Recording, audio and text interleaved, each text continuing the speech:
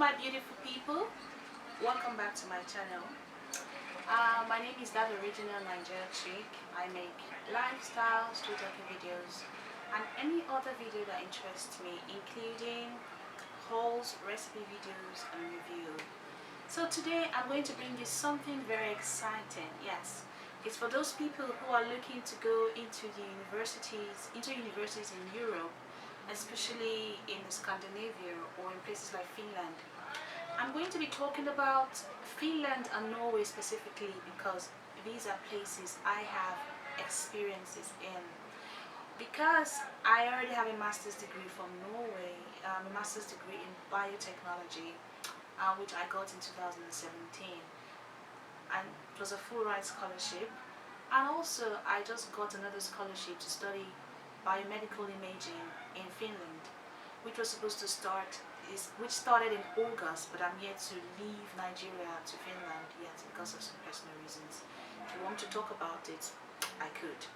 So it's going to be application season soon. Application season is usually November, December to apply for a degree, especially a master's degree. You notice a change in the lighting system. My main lighting went out, so I'm using just the lights from the window. So as I was saying, it's application season. Application season usually starts in November and December, and I'm here to give my tips and tricks on how to get into any university in Europe and also get scholarship. Sorry about the noise, I live close to the road, so there's nothing I can do about it. So let's start with, if you are finding it difficult to apply, please don't. Grades don't actually matter. I don't mean that you can get into a university you want if you have low grades, if you have barely came out of university with any degree at all, or you came with a pass. No, what I mean is the basic grades. You remember from year 1, from year 1, year 2, you basically take an advanced level of your high school grades, such as maybe organic chemistry, maths, physics. These are like the advanced version of what you have in high school. They are not your main area of specialization. So for me, I had really bad grades in those. They were between a C and a D, which drastically reduced my CGPA. But my 3rd and 4th year, where I took like core microbiology course, because that was what I did in my bachelor's, I got high grades. My grades were like A, B's, and in my final year I made a 4.8 out of a 5-point system. So what matters is the quality of your grade in relation to what you studied. So my basic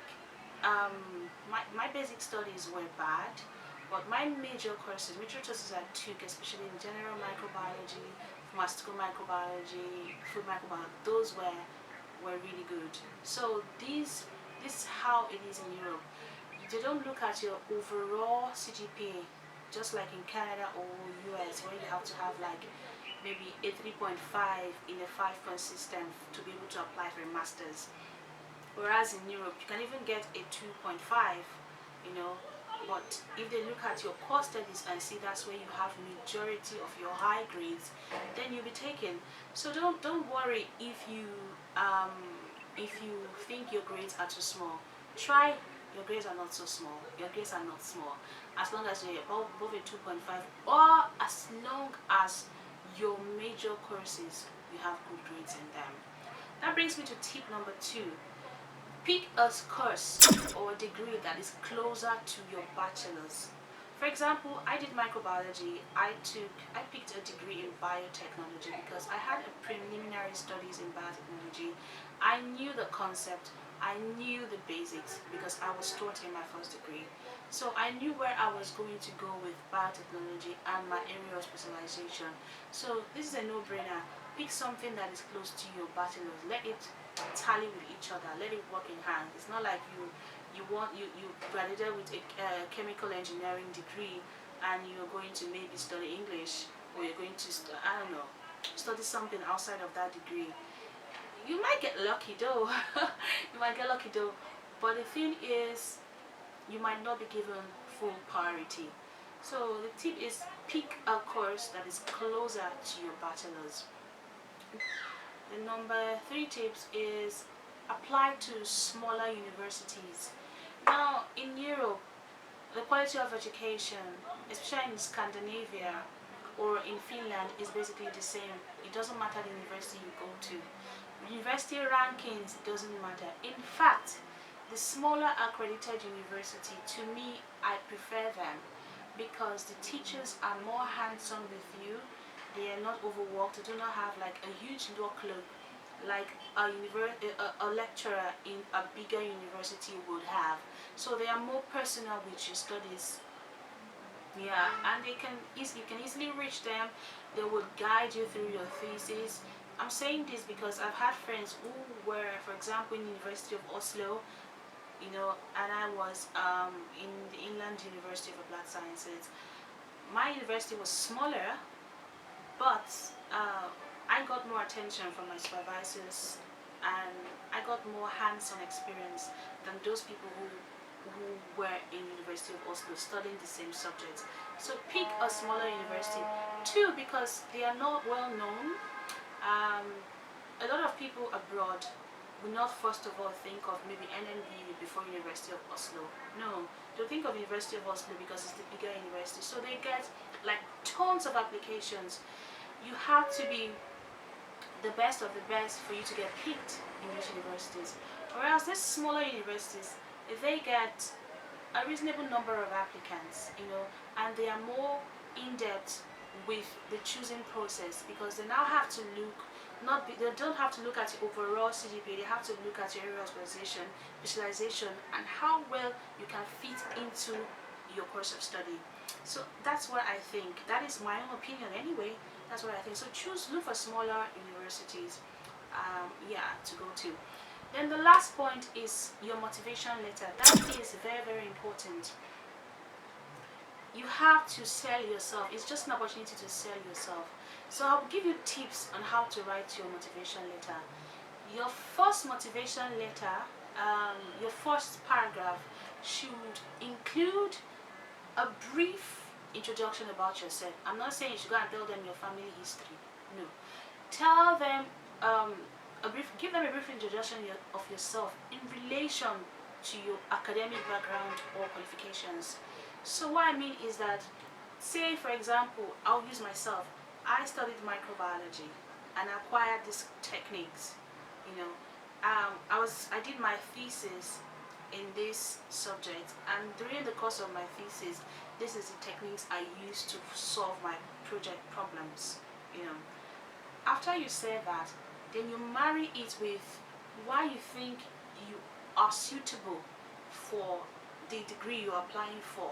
So you try to, that's where this degree you're applying for should have a relationship with your bachelor, so you can easily flow and say, okay, I did, for example, some preliminary course in biotech, and I quite enjoyed it, and I see a future prospect with it. That's why I chose to apply for this course.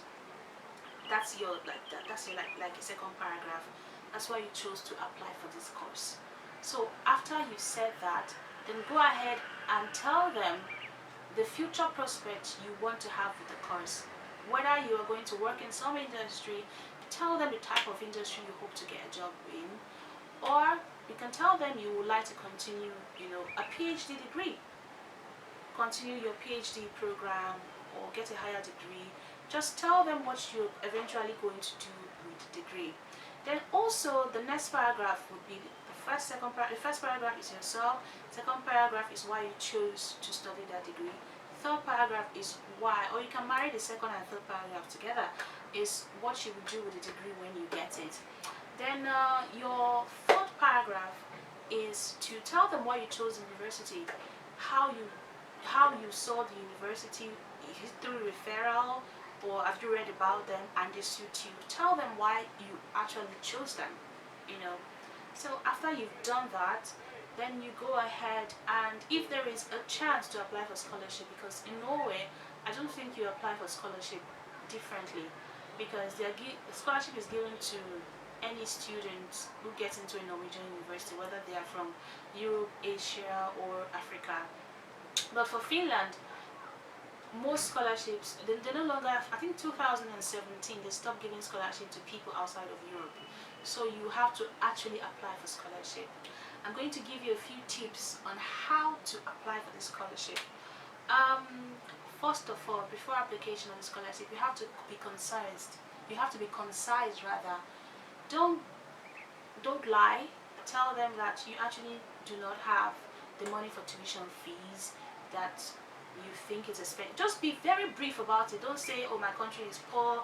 Don't say my parents are poor. No, just say you think the quality of education is nice for you, but you do not have the money to pay for the tuition fees, or maybe also living expenses, because in Finland you have chances of applying for a scholarship type that includes tuition fee and housing fee and general upkeep.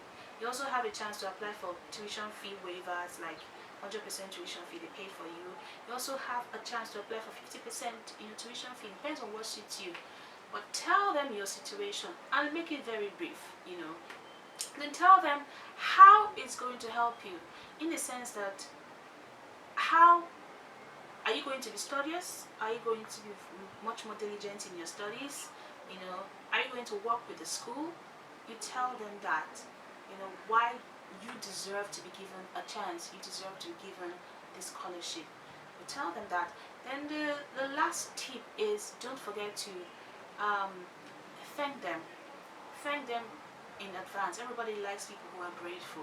Thank them in advance for giving you the opportunity to apply, for this scholarship, and tell them you hope to hear from them soon. I think that covers the whole scholarship application process. First of all, be honest, be concise with your application. What are the benefits for you? What are the benefits for them? And thank them. So I hope I'm not so fast, because I talk really fast. You can slow, if you're on YouTube, you can actually slow my pace of speaking so you can better understand me. So these are the few tips I have for you today. I'll be bringing you more exciting content on this topic. I'll be bringing you content on how you can manage while going to a new country. It's not going to be easy. What you can do, we're bringing you shopping tips, I'm bringing you tips to make friends, I'll be bringing you how to cope with the weather. I'll be bringing you tips on how to make your journey into a new world, starting a new life much more easy for you. I have made all the mistakes for you not to make them. So, thank you so much for watching. Don't forget to click the subscribe button, press the notification bell, like and comment. If you use my tips, I'd like to know how it works for you. So, thank you very much. Bye.